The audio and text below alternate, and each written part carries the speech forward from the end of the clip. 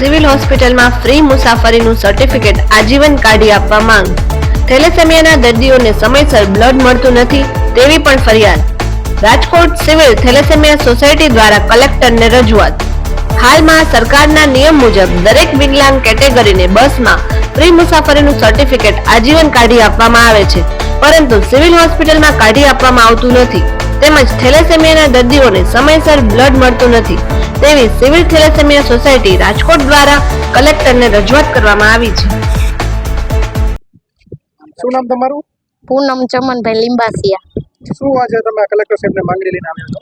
અમે આ ડિસેબિલિટી કાર્ડની માંગણી લઈને આવ્યા છીએ કે આજીવન અમને કરી દે, કારણ કે ગુજરાત સરકારે નિયમ બહાર પાડ્યો છે કે આજીવન હશે એને જ કરી દેવામાં આવશે, એટલે અમે એની માંગણી લઈને આવ્યા છીએ. રાજકોટમાં શું સમસ્યા રહી છે આ વિશે? રાજકોટમાં આ લોકો સિવિલમાં કાઢી નથી દેતા કે જૂનું ડિસેબિલિટી કાર્ડ એક તમારે આ વર્ષનું હશે અને આજીવન હશે તો કાઢી દેવામાં આવશે, નતર નહીં આવે. એ જૂનું ડિસેબિલિટી કાર્ડ જોઈને જ આ લોકો કાઢી દેશે અમને.